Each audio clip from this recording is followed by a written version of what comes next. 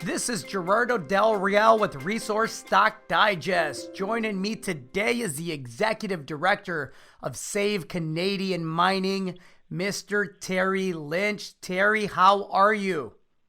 I'm doing great, Gerardo. Great to talk with you again. It's been a while, but looking forward to telling you our story. It's been a bit, let's be perfectly honest. This bear market that we're coming out of in the resource space has been frankly one of the most brutal that people that have been in the business for the past 50, 60, even 70 years have ever seen. I think we're coming in out of it. I think 2020 is going to be a much better market. You reached out to Nick Hodge, my friend and business partner on Resource Stock Digest and other ventures, and the founder of Outsider Club, about this initiative, this Save Canadian Mining initiative. And I actually think that the timing was perfect. I commend what you're doing. I want to explain to everybody what it is first and then how we can all help, because I think it's important and I think it plays into the better market that we're getting into here for 2020 and 2021. Great, Gerardo. So let me give it to you straight. It's pretty simple. In 2012, there up for about 142 years, there was a rule in Canadian securities exchanges that you could only short a stock if the stock was going up. And it was called no short unless on an uptick rule. And it was a fairly common rule in I think most global exchanges at the time. And certainly, it was, one of the key factors that led, Canada become a leader in, I would say, in mining finance. And, it actually was sort of taken away inadvertently. It wasn't like it was like a targeted rule, but they took away. They basically did it to allow algorithmic trading and in order to get algorithmic trading on the TSX and TSXV, the Ontario Securities Commission said, well, you guys got to have competition because we don't want you to sort of be setting prices on the trading. So they said, okay, you got to have multiple exchanges. And then, of course, if you had multiple exchanges trading the same stock, how do you determine what's the last trade? Sure. So it became a technical hurdle to try and figure that out. So instead of solving the technology, they basically, there was some, push at the time, just what they call efficient market theory. And there have been some studies at Harvard on sort of the Russell, index and how basically shorting didn't really impact. And but I remember speaking, at the time when they were having the hearing, saying, "God, the Russell, probably the smallest company on the Russell, is like $2 billion or something." Right. It's small cap is one thing. Micro cap, which is what we're into in junior mining, really technical terms, is another thing. And in that case, this uptick rule was critical, really, for stable capital formation, I would say.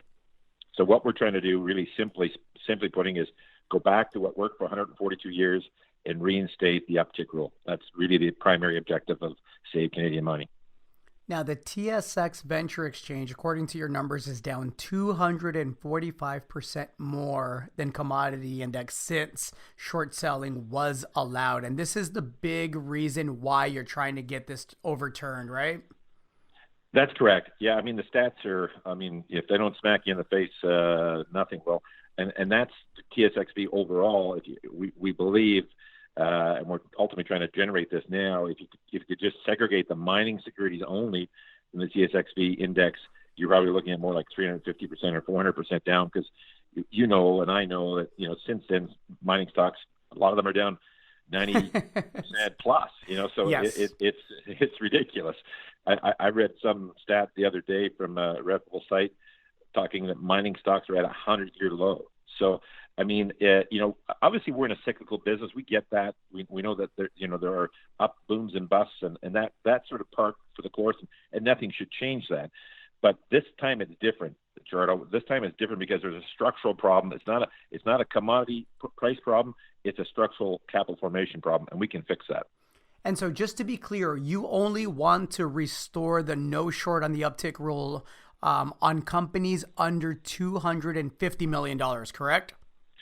That's correct. Yeah, we think that's, as you move beyond that number, then, maybe this efficient market theory sets in and people, have research reports. They can make an informed decision on whether the shorts are betting right or wrong. And, but, below that price, there's a lot of not a lot of information. There's not a lot of critical analysis available for many of these companies. So it's really hard for the retail investor to really, tell. And so as a result, a lot of times they just see the momentum going against them, and they realize, oh, I must have made a bad decision, and they bail.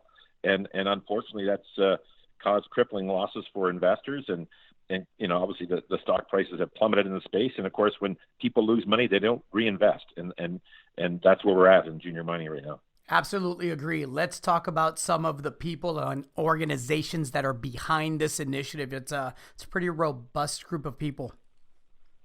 Yeah, we're excited. We literally just sort of coming out of our quiet period now, because obviously we just started it. I started with a company called 6X and Pendry Cannon, and they were sort of an advertising and copywriting agencies to help me get the story out. And then we were very fortunate to get Stossix and Associates is a very sort of established good government lobbyist, because obviously we need the government to change things. So that was part of it. And then our biggest get was Eric Sprott, the legendary fund manager who really believes shorting is a critical problem in the industry. And Eric has come on and as part of the founding team and been super helpful and opened up his network and that's enabled us to sort of outreach to people like yourself and Nick and several brokers and several mining companies are coming on. So this should be a very across the board movement from people that have investment interest and people that have mining companies that want to have a level playing field, and that's really what we're trying to do. Let me play devil's advocate for a bit and say, okay, Terry, well, you started this great organization. It's got a very worthwhile cause. It's good for the industry and the business that we're in. Why are you involved? What's your salary? What are you getting out of this, Terry? Yeah, I'm not getting anything, Gerardo. Honestly, I got to say, luckily or not, mining represents about 1% of Terry's net worth. That's probably been a good thing. Yes. It's just been such a struggle, as the last number of years. I got involved around 2012 in mining, as a principal, and it's been, a painful experience to say the least. So there's nothing in this personally for me other than, honestly, I was at PDAC this last February, March, and it was so deathly quiet. And I was talking with my fellow booth mates, and they're all sort of similar, guys like me, 55 to 65, sort of, aging, but, we've all sort of done okay. And we're going to survive, but, where are the young people? And I'm thinking like, my God, this whole industry is going down. There's nobody wants to get into mining. And what a sad state of affairs that is like, if there's anything in Canada we should be good at, it's mining. We got more, more territory than most, other than Russia, and a lot of it's unexplored. But the course, the TSX and the CSE have been world leaders in financing, so we don't just do mining here. I mean, of course, I'm like Chilean Metals. I explore in Chile, but I raise my money in Canada. And if you have a bad environment for mining in Canada, you're not able to explore, in a lot of places. And so I just felt that we needed to do something. We need to rally the troops. And I thought, hey, somebody's got to start something. So I just started, and luckily now I'm getting a bunch of, industry leaders on side to sort of say, hey, this is really something. It's really was an inadvertent rule change. It's not helping anyone, and it's hurting this sector very adversely, and we can change it.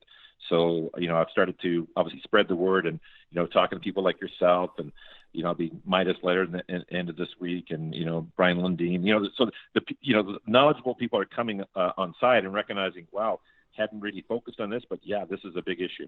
No, I absolutely agree. T. Boone Pickens, I believe the last note that was publicized from him to everybody made mention of the fact that, private citizens have to do more and be more active in creating the change that we want to see in industry and government, right? And I think this is a perfect example of that. So you should be commended. What's the next step for people that want to get involved? Nick Hodge, myself, Eric Sprott, yourself, you have a good group of initial people. How can people get involved? You know what? If you could go to savecanadianmining.com and obviously have a read of what we've got there, it lays out, how you can get involved, whether you're a company or an individual.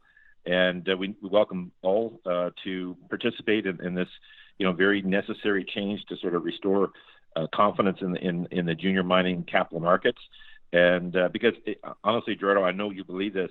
If you could ever solve that problem of capital formation in this sector, you'd never have a better time to invest in now. I mean, things are trading at 1 to 5% of what they're worth, almost across the board. I mean, it's crazy, some of the deals. I mean, there's, of course, a bunch of garbage deals that are worth nothing and should be worth nothing, but there's also a ton of really good deals that are trading at like pennies on the dollar. And if we got capital, investors are going to make, multiples of their money. And when people make money, they tell their friends, and then you get a healthy sector again.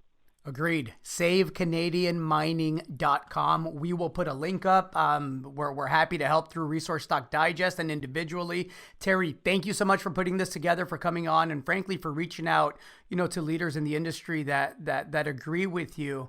And I think the timing couldn't be better. So thank you. Well, Gerardo, thanks so much for your support. It's through voices like yourself and through Nick that we can get the word out to the many people, because obviously I don't have a cast of thousands. This is a volunteer-driven organization, so we're really trying to reach as many people as we can in a most efficient way to come together. And I can say, we've been getting good feedback initially from the government and from the OSC. So I think if we get behind this, we can get this rule changed, and wouldn't that be a wonderful thing? Yes, it would. Yes, it would. Fingers crossed. Looking forward to having you back on for updates. Thanks again, Terry. Thanks, Renato. Appreciate it. Cheers.